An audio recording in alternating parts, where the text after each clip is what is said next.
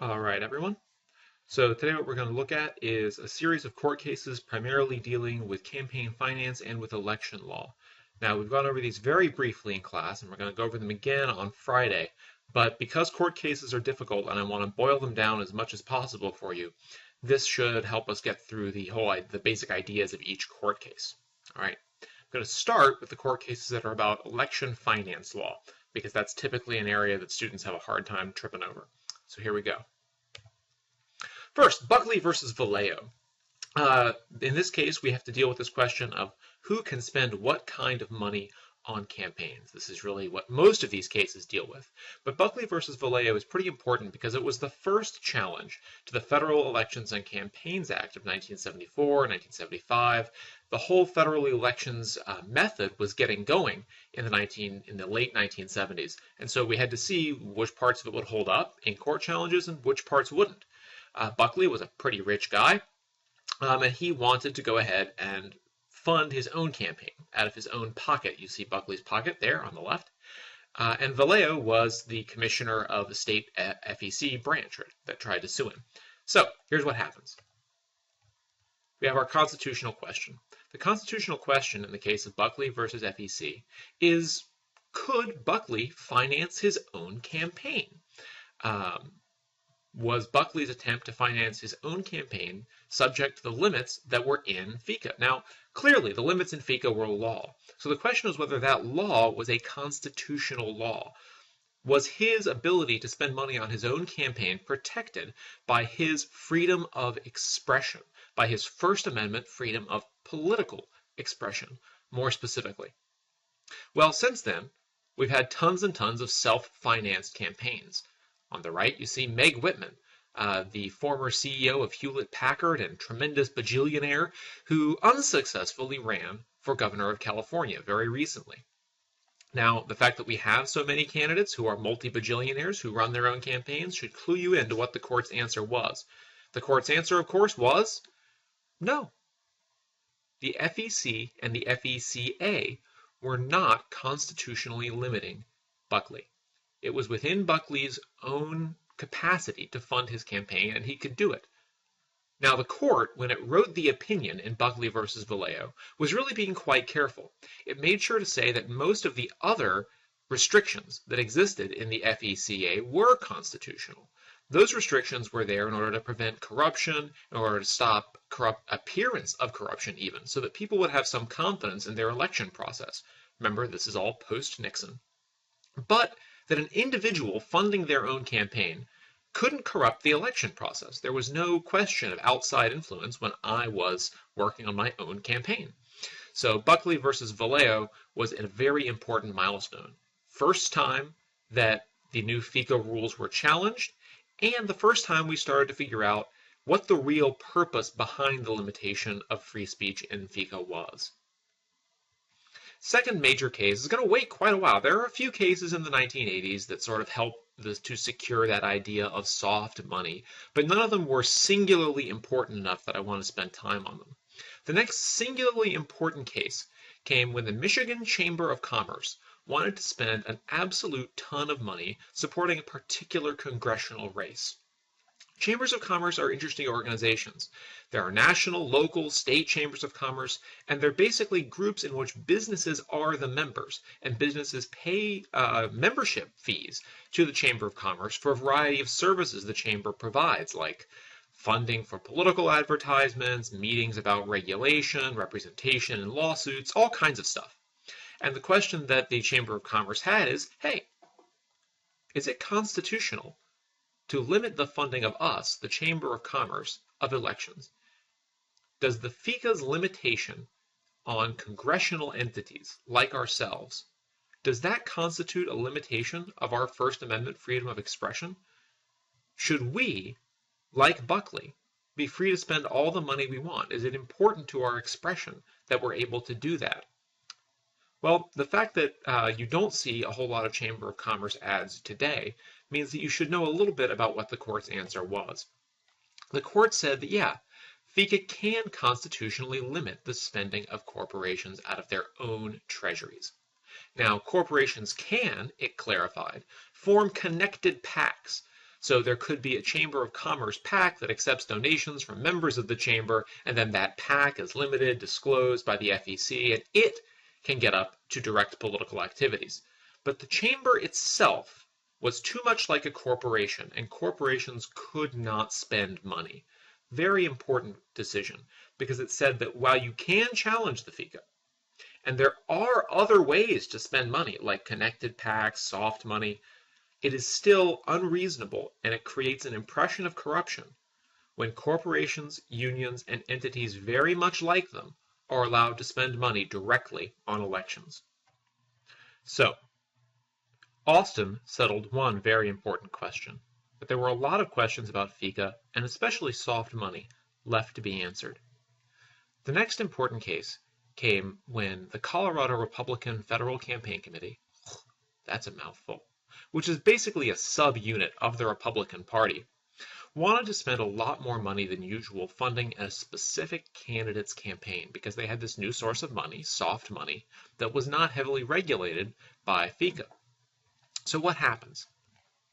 Well, when the case gets to the Supreme Court, the Colorado Republican Federal Campaign Committee goes ahead and asks whether the limitations in FICA about political party donations, political party electioneering, and the difference between using political party money to run an ad that says, vote for Joe, vote against Jane, is constitutional as a kind of a limitation. Whether that a political party should be free to spend money either way and get money from many sources, or whether FICA's limitations on those things should be upheld. Well, there's a reason that the amount of money given to political parties about quadruples after Colorado Republican Federal Campaign Committee versus the FEC, and there's a reason that frontline Democrats and the National Republican Campaign Committee are still around today. That's because the court basically said, no, it is not constitutional.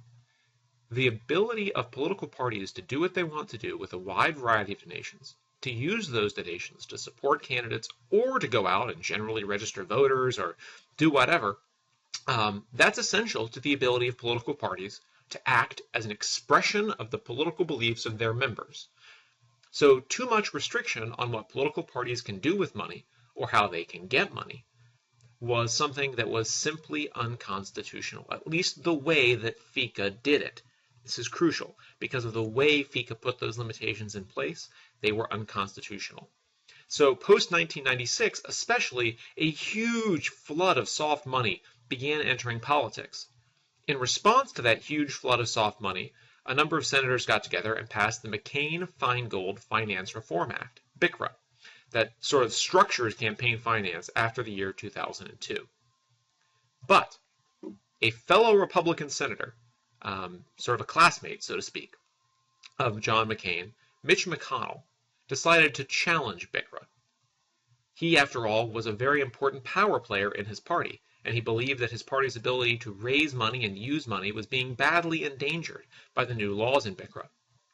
And looking back at Austin versus Michigan Chamber of Commerce and Colorado Federal Republican Campaign Committee versus FEC, he said, you know what, I bet the new laws in BICRA are also unconstitutional. I bet they are an unconstitutional limitation. So when this case got to the Supreme Court, the fundamental question was this. Are the limits in BICRA that limit the donation ability of corporations and unions and other groups to political parties, are these an unconstitutional restriction of speech? Similarly, are the parts of BICRA which limit the spending of corporations, unions, and political parties, are those an unconstitutional restriction of freedom of speech? Pretty big set of questions. Well, Mitch McConnell looks happy here, but he doesn't look happy because he won. I'll tell you why in a minute. The answer in McConnell versus FEC was no. These are constitutional limitations. The limitations in BICRA are very different than the limitations in FICA. The limitations in FICA dealt with explicit support of a candidate. And in those two cases, Colorado Federal Republican and Austin, the question was whether you could limit someone's ability to explicitly support a candidate.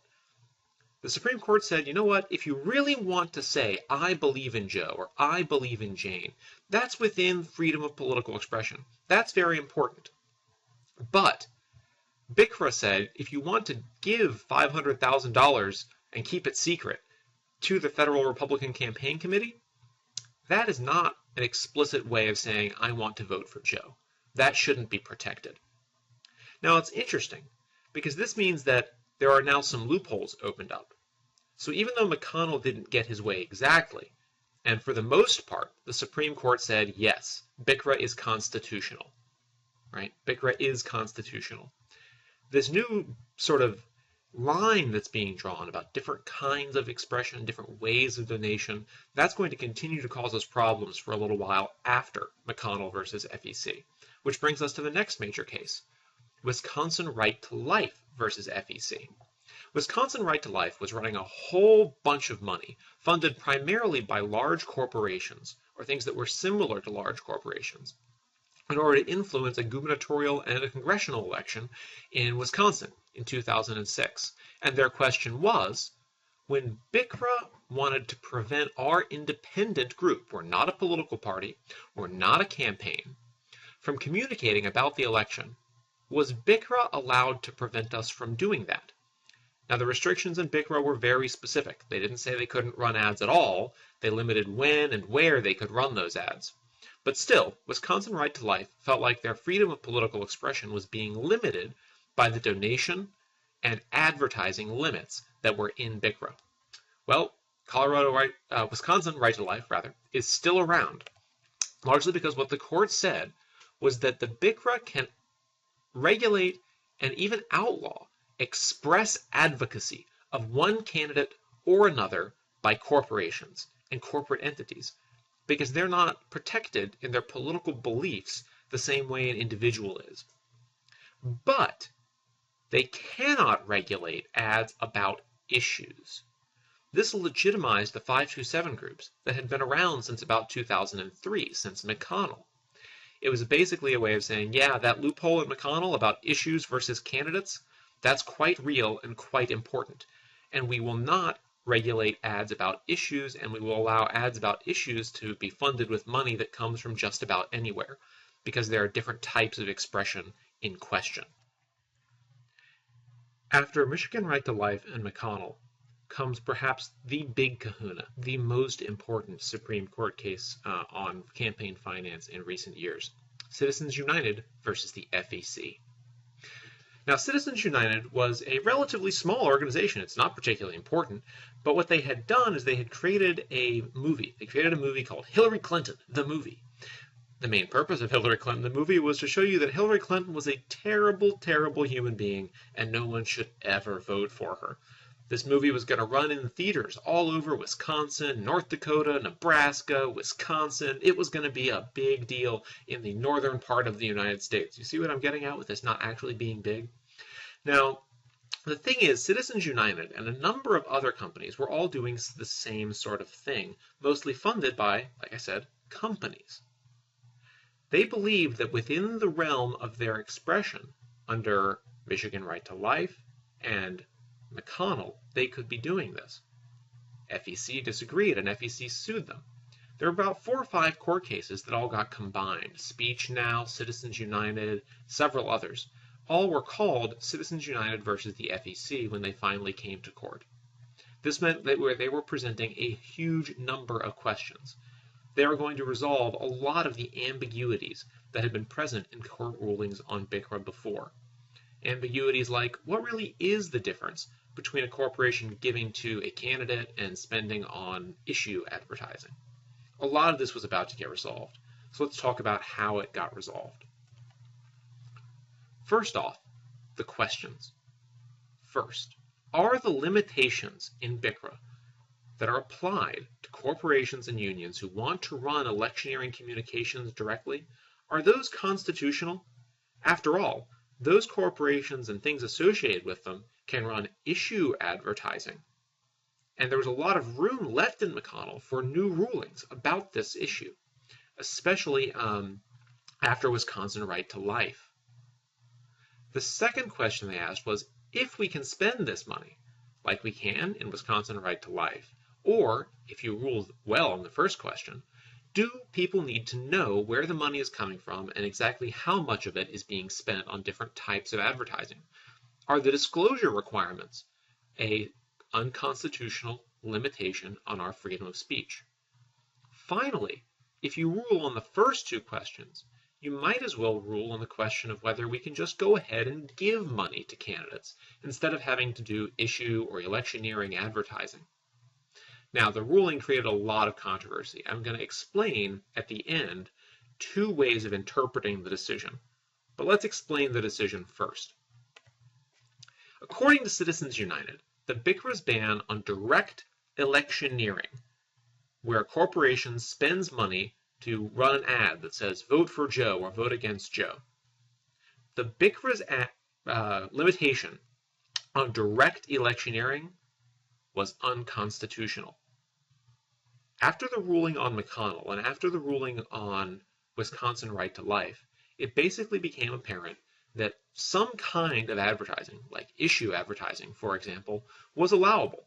And in Citizens United, the court said that the distinction between letting a union or a corporation or another entity give to Wisconsin Right to Life, which ran ads about abortion, and letting it give to Citizens United, which made a movie about how bad Hillary was, that distinction unnecessarily limited the freedom of speech of those corporations, the freedom of political expression that they had.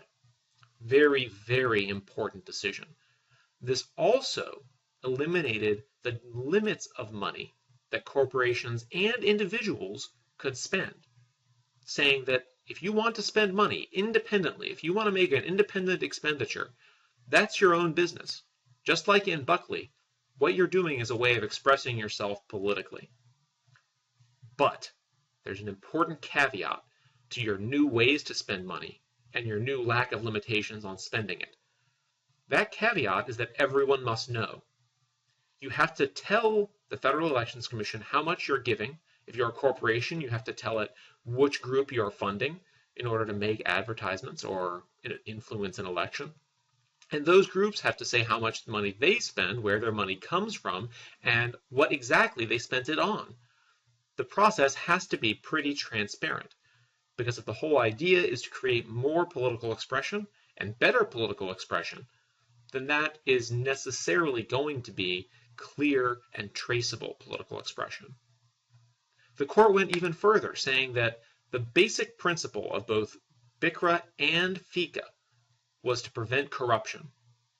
And even though your own political expression is not corruption, giving huge amounts of corporate or union money, or unlimited amounts of individual money to a campaign or to a PAC, that could create corruption.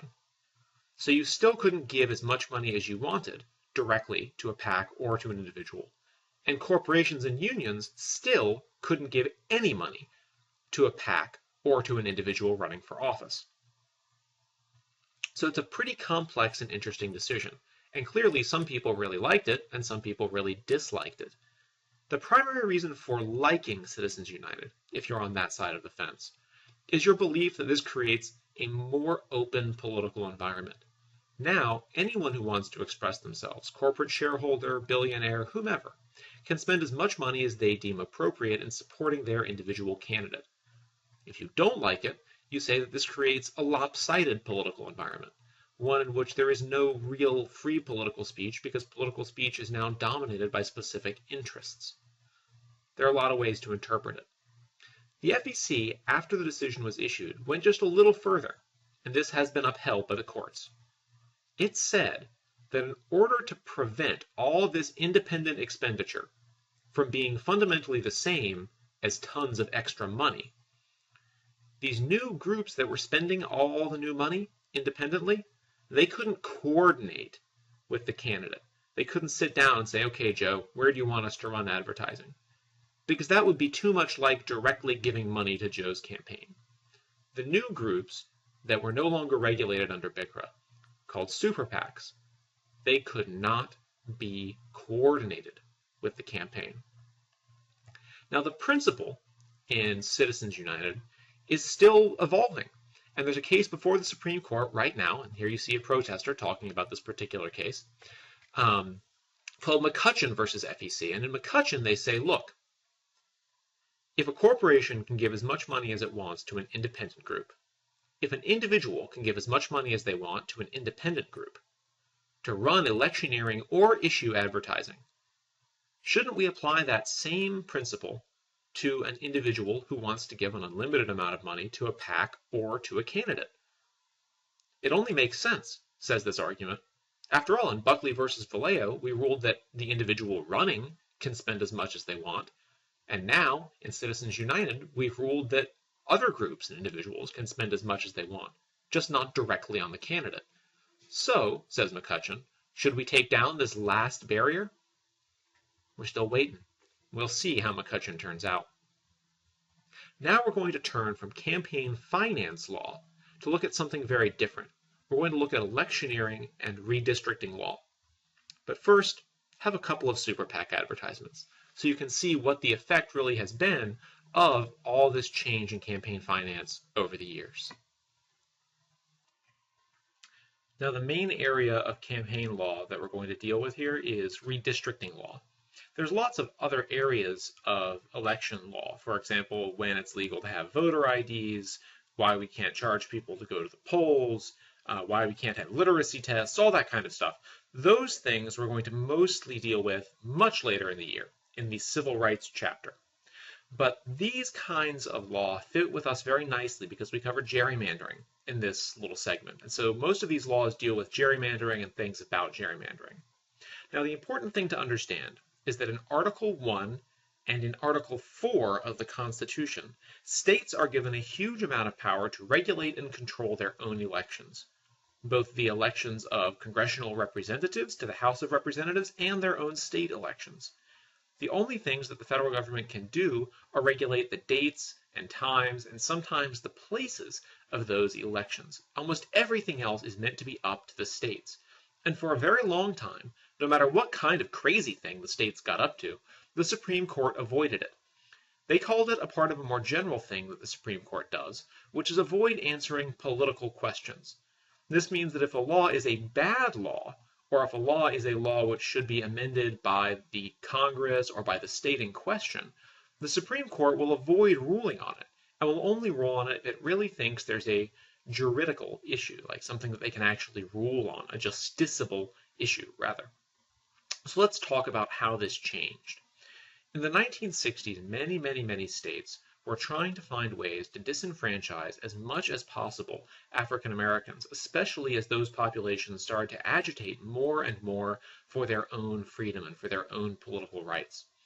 States in the South, like Tennessee, were particularly bad for this, and Tennessee had drawn a number of districts whose sole intent was to take African American voters and split them up into as many districts as possible, so that no district would ever have a large number of African Americans in it, and therefore the African Americans would have a negligible impact on elections, even when they could vote. Pretty dastardly.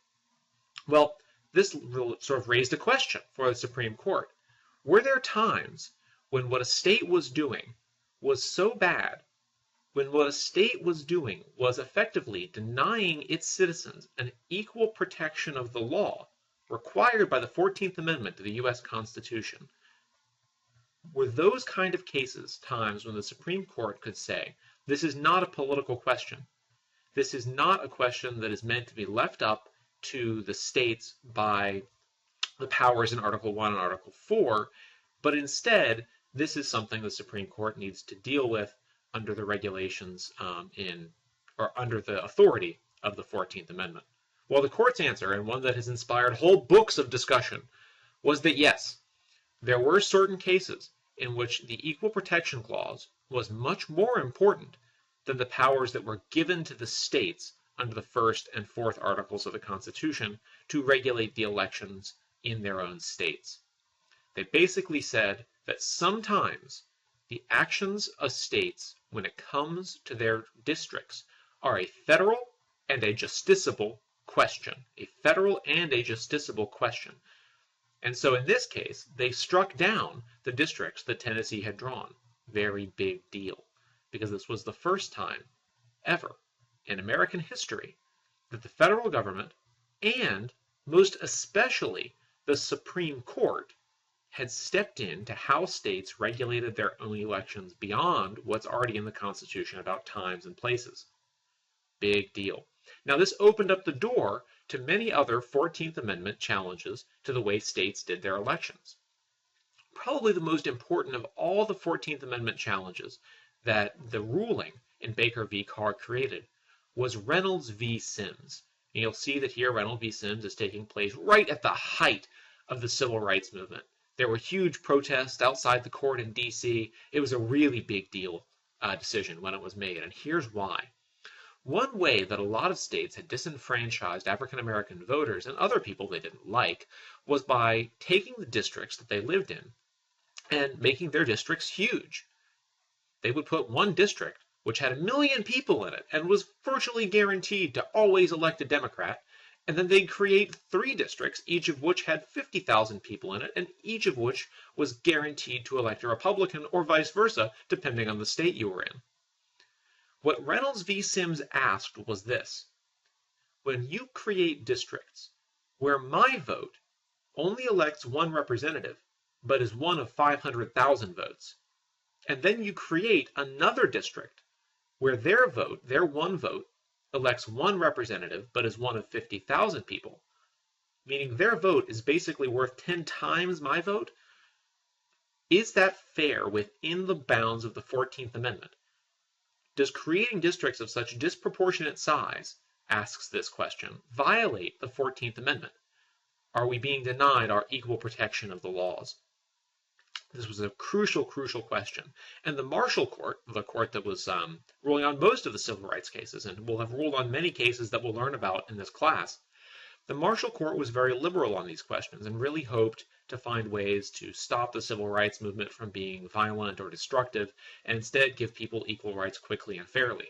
Now, this led to whole calls for impeaching Earl Warren, the Chief Justice. It was very, very combative. But what they ended up ruling in this case is crucial, because it established a new system for drawing boundaries all over the United States.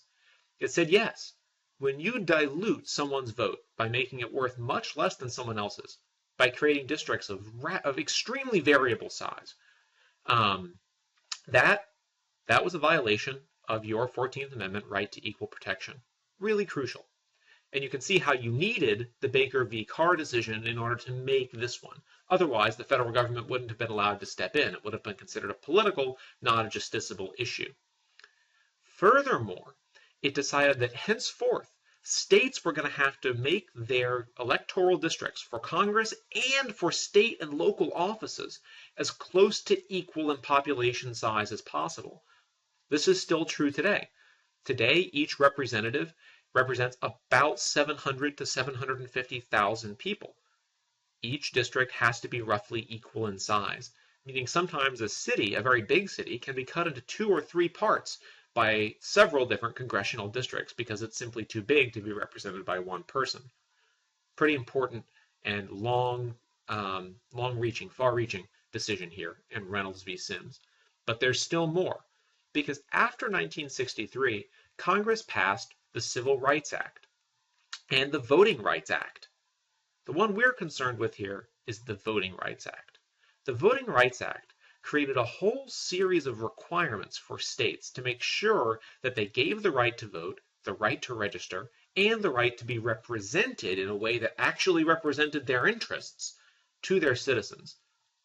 Now, one of the things that this let states do, or asked states to do, was create districts which might elect minority representatives, so that if a state was 30% black and it had 10 congressional seats, at least 2 or 3 of those congressmen should come from districts that were majority African American. The idea here was that you needed to create districts which would eventually represent a certain type of people. Now, in 1993, in Shaw versus Reno, the question that got asked was, can attempts to draw districts with this kind of special minority group, can these inherently violate the 14th Amendment? So even though Congress wrote the Civil Rights Act in an attempt to enforce the 14th and 15th Amendments, can that Voting Rights Act that they wrote to enforce the 14th and 15th Amendment sometimes force states to violate the 14th Amendment? Very interesting question. And the Supreme Court said yes. When you gerrymander districts too heavily, simply in order to try to comply with the Civil Rights Act of 1965, the Voting Rights Act of 1965, excuse me, when you gerrymander so heavily in order to do that, that you distort the whole electoral system, that is a violation of the 14th Amendment, and you're not allowed to do it. You have to prove that you're choosing the best way and that you have a compelling reason to draw a district so strangely that it's the only way you can comply with Section 2 of the Voting Rights Act. So the one in question in Shaw versus Reno was right here. The 12th District of North Carolina. Look at that sucker. The 12th District was struck down in Shaw versus Reno. It said that is just too crazy.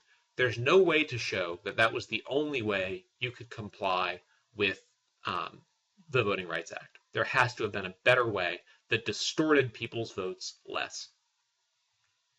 Let's move on. The most recent case dealing with the Voting Rights Act of 1965 was Shelby County versus Holder. Shelby County in Texas said, you know what? We don't discriminate anymore. It's been a long time since the 1960s. Many states don't even have to check in with the federal government. But under Section 5, whenever our county government wants to change the rules for electing a sheriff, we have to go to the Justice Department of the United States, we have to go to the federal Justice Department and pre-clear our plans. Many other states and many other jurisdictions have to do the same thing, but some states and jurisdictions have gotten special exemptions that say they don't have to do it anymore. We in Shelby County feel like that's a violation of our rights. We feel like Section 5 of the Voting Rights Act is actually going to cause more problems than it solves now in our modern environment. What they basically asked was whether the Voting Rights Act now in 2012 is a violation of our state's rights under Articles 1 and 4 to regulate our own elections. The court's answer was very interesting. What the court said in this particular case